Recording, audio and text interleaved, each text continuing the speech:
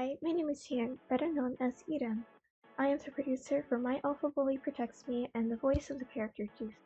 I'll be going over how to animate a fluid lip sync sequence in the Live2D animator. The model that I used was made using the paid version of Cubism, but you can basically do the same thing, the free version as well. Okay, so I have the editor loaded up, and the first step is to obviously open up the animator. I'm not gonna create a tutorial for making a model because there's already like plenty of tutorials out there.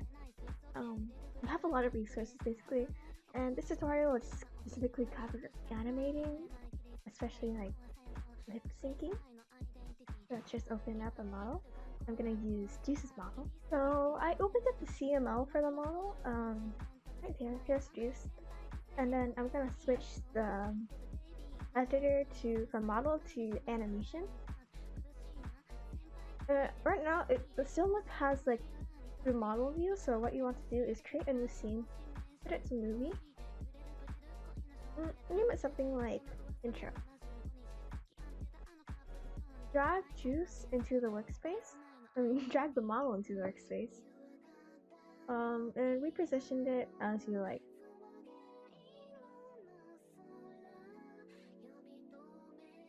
Once you have that loaded in, like put that in the drop down menu, go into Live2D parameters, and that opens up your parameters basically. You can start like adding keyframes right into it. Every time you add a keyframe, a little purple dot will show up in the model bar. You should also adjust the duration, and the purple bar basically represents how long the model appears in the scene, I guess, and this one just like basically it determines the render length, not exactly like the duration. I'm gonna open up a WAV file and drop it in here because Live2D the animator only currently supports WAV files. And then you can see the audio track appears on top of the text. That's it for setting up the workspace for animating. I'm gonna be going over a few tips as well as some insight into my process because in the end, like animating the lip sync doesn't have a specific process. You just hear and then you put down keyframes as you go and then you adjust it. The first thing that I would like to cover is the actual mouth rate itself. Live2D has official materials for this, such as this mouth chart. Basically, you need to set a minimum of 9 keyframes, but adding more is always recommended, especially with models meant for face tracking. A video that covered this concept really well was Kira's documentation of it. She's also made her own mouth chart. I'll link that video in the description. The model that I use only has 9 keyforms, but to make up for the lack of keyforms, I added some extra parameters to spice up the animation.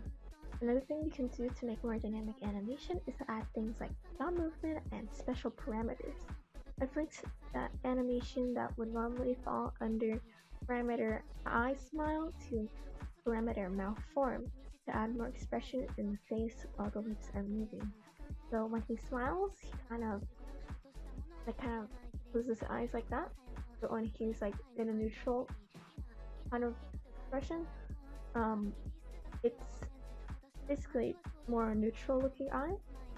It also saves some time since you don't need to animate eye smile anymore. Furthermore, the parameter mouth open makes the jaw move along with it to give the impression of talking.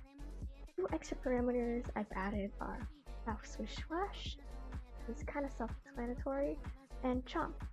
Chomp parameter makes the teeth appear clenched, and mouth swish swash basically squishes and squashes the mouth.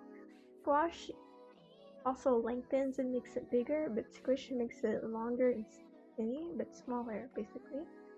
And there's a variety of things it could do with extra parameters, but those were the 2 that I chose to add in. Mouth squish squash is very helpful to enunciate letters and exaggerate any important words or lyrics I want to put emphasis on. Chomp is useful to express vowels that I didn't add in the vowel frig because it only had 9 keyframes. One thing that I want to iterate is that you probably shouldn't use Lightidy's built-in feature for lip sync, because it's auto-generated and obviously it'll look a lot more clunkier than manually animating it. For me, I've had trouble with it picking up the music because the thing about the auto-generated method is that it picks up the volume, or at least the levels of it, and then it adjusts the mouth form accordingly. So you don't really have any control over if it picks up the music or if it picks up the words. So an example of the auto-generated method is over here compared to the manually animated method.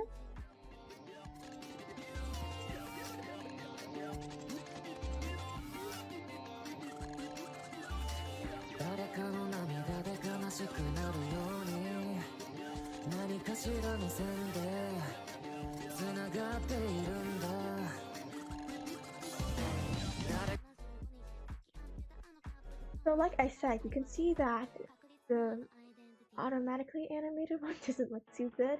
That's because it picked up on like a lot of the music parts, and furthermore, it doesn't change the form. Like you could set the settings for it to change the form while it detects the volume, but that would just look really awkward because it's just a sequence of it smiling and then not smiling, rather than it accordingly adjusting it because of the letters that they hear. Because the automatically generated method can't really detect what letters and what words they're saying, so it's better if you hand animate it.